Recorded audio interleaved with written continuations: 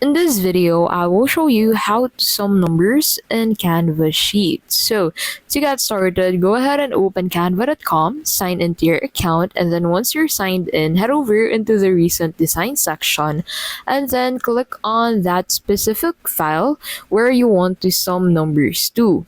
Now that will take you into a new page. In here, go ahead and scroll down and then click on the cell where you want to place the sum numbers.